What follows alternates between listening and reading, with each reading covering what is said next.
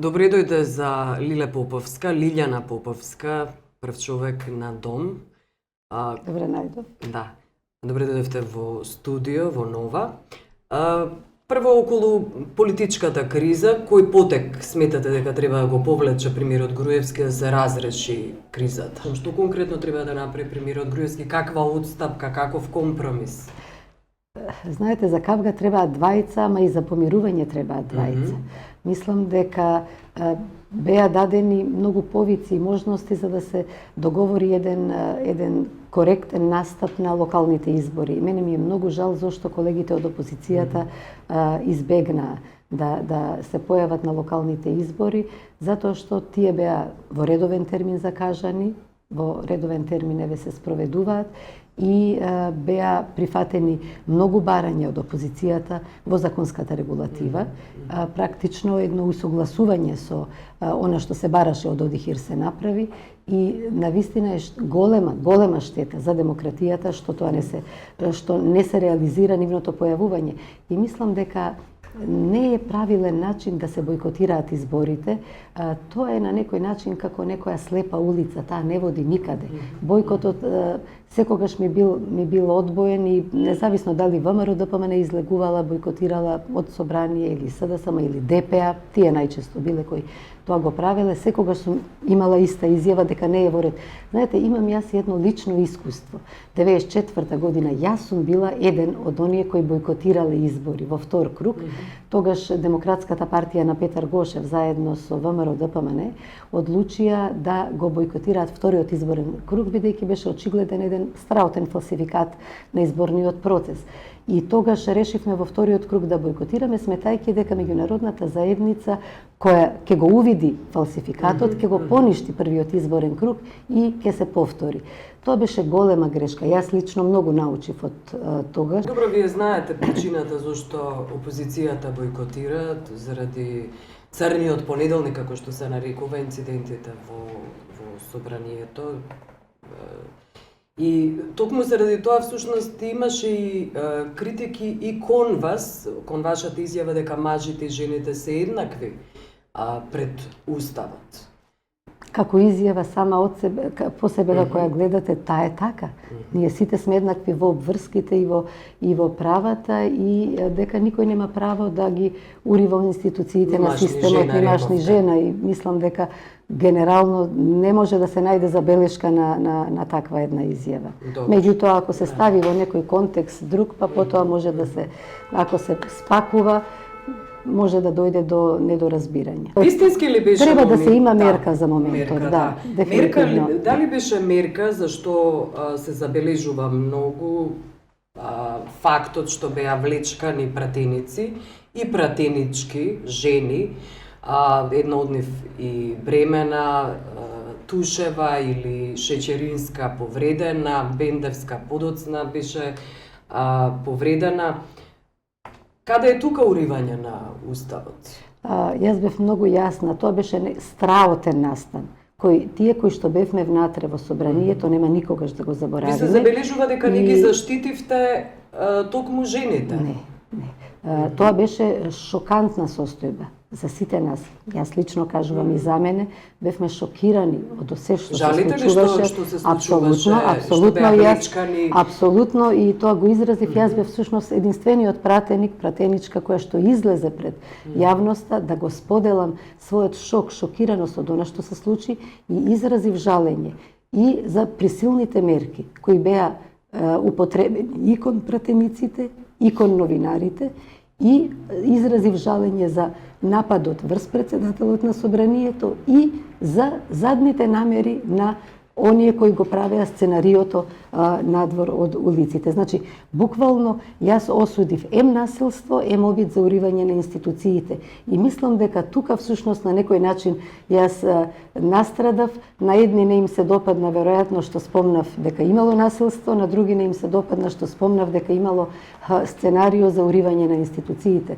така што едните ме сомлеа потоа во спинувана машинерија, другите можеби ме оставија да бидам сомелена, така што тоа така јас го гледам и го доживеав тоа, меѓутоа во секој случај тоа беше страутна работа, инаку јас бев веројатно единствената која што срипав на нозе во тие моменти, не можев да седам спокојна, мирна, шокирана бев. Пишуваше дека сте ја спречиле Маринела Тушева, пратеничката, да снима со мобилен. Тоа беа тие спинувани информации.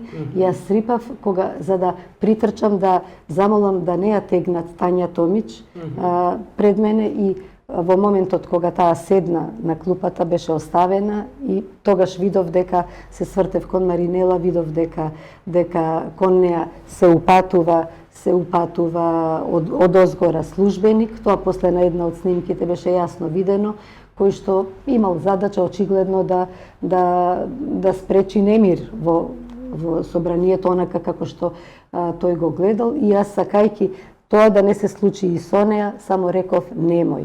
Тоа впрочем и се гледа на снимката, за да на некој начин и неа ја спасам да не биде она во состојба каква што беше претходно Тања. Тоа беше страшно, тоа беа делови од секунда, шокираноста беше тука присутна, и тоа беше еден страутен потрес од сето тоа. Целиот свет го виде тој потрес. Сето тоа потоа сите мислам дека долго време не можевме да се смириме, и при секое гледање на тие снимки тој немир и тој потрес се возобновува.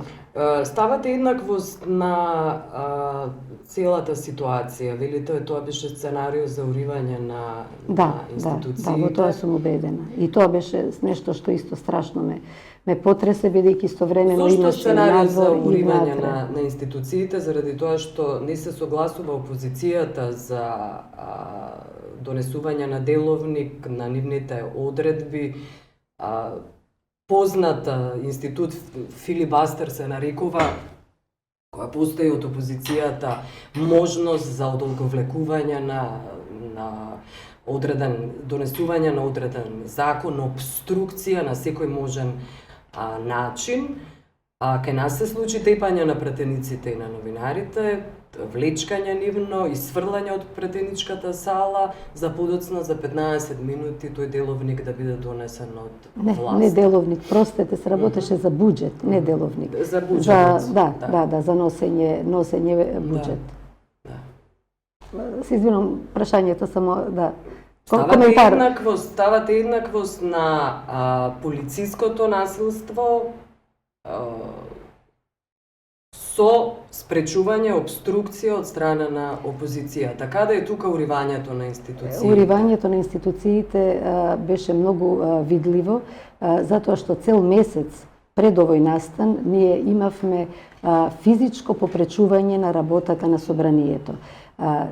Со сите дозволени средства, мислам дека рековте, е предвидено обструкција од страна на опозицијата, меѓутоа не е дозволено според мене да се корнат микрофони, да се фрлаат на земја, да се туркаат луѓе да не можат да работат, да се спречува физички нормалното функционирање на комисиите и на институцијата. Па тоа се гледаше, тоа постојат и за тоа снимки, како и за овој немил настан, исто така и за претходните.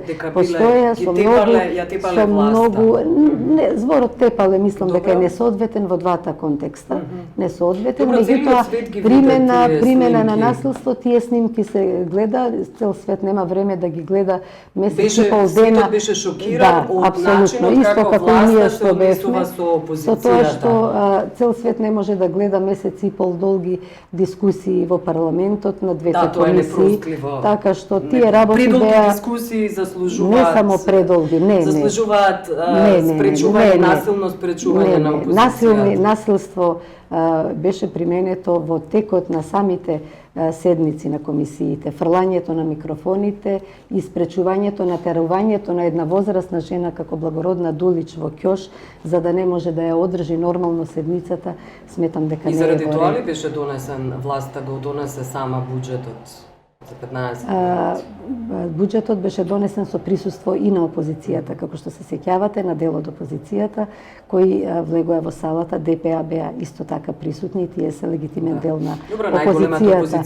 Меѓутоа, во никој случај немам оправдување за сето тоа што се случи и не би сакала заклучок од оваа дебата да биде таков. Јас бев единствената, повторувам, која што кажав и повторно повторувам, значи јас сум и против насилство и против обид за уривање на институциите, затоа што како пратеници ние сме избрани да го штитиме уставниот поредок и ние треба да ги штитиме институциите, а не да ги уриваме. И тоа што се виде беше несоодветно, како тоа беше свесна провокација за да се испровоцира одредена реакција, но реакцијата беше несоодветна.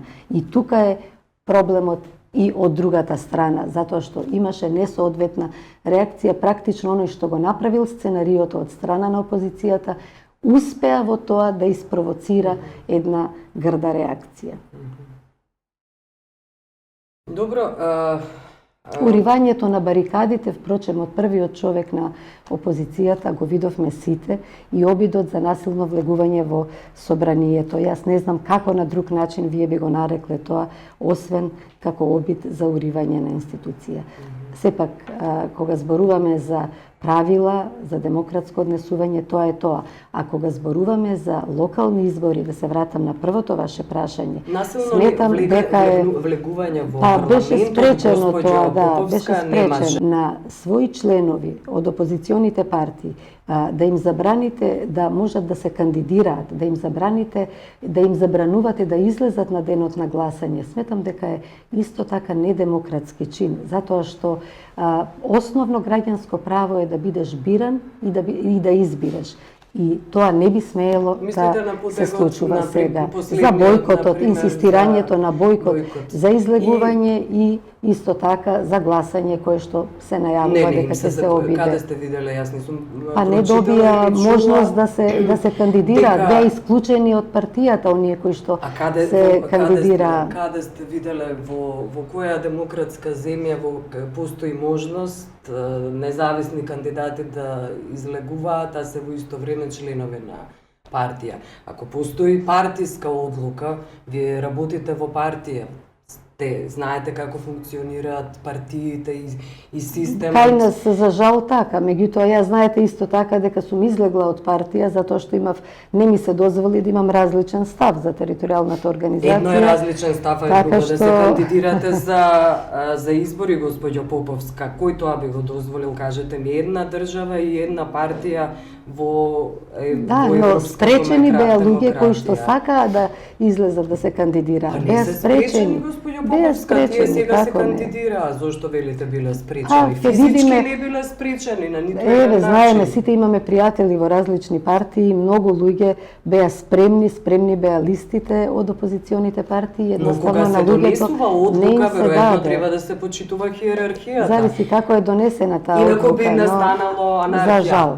Во ред. Тоа е во друга партија, нели можам само од страна да коментирам, секој си одлучува. Добре дојдена. Во име на демократијата. Уште еден скандал се случи во собранието околу владеачката коалиција, кога ова е една од последните вести, пратеничките гласале против женските права.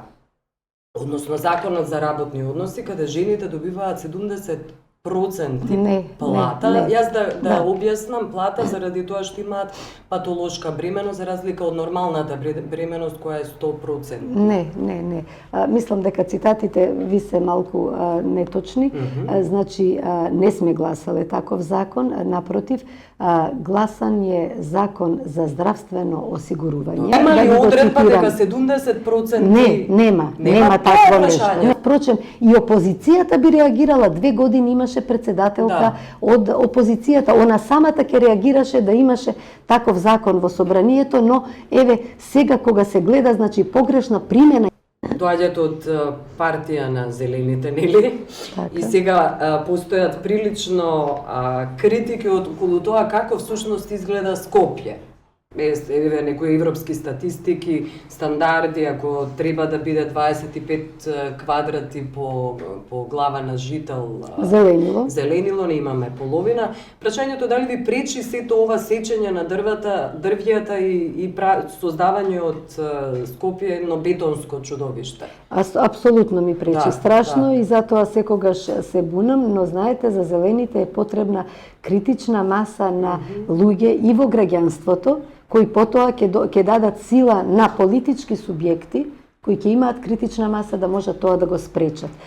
Многу работи сме поправиле, многу работи сме спречиле и сме подобриле, но се уште ни треба поголема јачина, и затоа и излеговме со собствени листи на овие избори, за да стане појак гласот на зелените, да ја добиеме таа критична маса во советите, каде заедно со граѓаните и невладините организации ќе може подоцна да излезе, да се спречат многу работи на локално ниво, а потоа тоа да даде поголема силина и во парламентот. Впрочем, и германските зелени почнале со по еден пратеник и по неколку советници за денеска да водат веќе во 2 германски покрајни. Така што тоа е некој природен процес. Инаку, не е невозможно, само и ова да ви го кажам, може ќе биде интересно, не е невозможно и во ваква состојба да се зголеми површината со зеленило. Заменик градоначалникот, лоши објекти, стари, несоодветни може, да, во Париз се прави тоа, и откако се зелените на власт, откако се зелените на власт, не знам дали за кои згради, јас не би утврдувала, меѓутоа Кристоф Најдовски, заменик градоначалникот на Париз од зелените, инаку случајно македонец, кога беше пред некој месец тука како наш гостин на дом, тој кажа дека откако се тие во власт во еден мандат од 4 години, ја зголемија зелената површина во Париз за 30.000 метри квадратни. Во вториот мандат истото го прават. Да. Може, да. Што вие би му предложиле на градоначалникот Коце Трајановски? Па тој конкретно првин да направи дрвјата, например. Тоа секако, но првин да направи зелен катастар, и јавно и лично и секако. Делумно, знаете што, некои работи од колегијалност и не се за пред јавност, меѓутоа некои работи би биле и многу полоши да не сме ние како зелени присутни тука. Само толку би рекла. Инаку зелениот катастар го прифати колегата и го секогаш може, за жал, не постои. Помалку од 1% е намалено зеленилото во овие неколку години. За жал, тоа е драстично намалено во изминатите 10 години. И за жал, нема практично партија од големите која што премногу се грижи за зеленилото. Е затоа сме ние тука дежурни, за да можеме да направиме притисок и да се сменат состојбите. Но зелениот катастар е вметнат и во програмата на Коце Трајановски, така што тоа е една од нашите главни заложби, кога ќе се направи пописот на зелениот катастар и да биде тоа видливо за сите граѓани, тогаш нема да може толку лесно некој да посегне по него. Тоа е првиот степен на заштита. И втора работа, законот за зеленило, кој што веќе е изработен, веднаш по изборите ќе биде поднесен во собранието, го работиме во соработка и со градот Скопје и со паркови и зеленило, каде што ќе се направи институционална заштита на зеленилото. Не е уништено сето, не. Премногу не смееше тоа што се направи да се направи, но тоа е помалку од 1% од целото зеленило. Има многу што уште треба да се штити, и тоа ќе се заштити со ваква законска регулатива и со поголема свесност на граѓаните. Јас ви благодарам што го отворате ова прашање. Дефинитивно. Граѓаните не се согласуваат со уништување на зелениното. Ви благодарам што бевте гостин. Благодарам јас.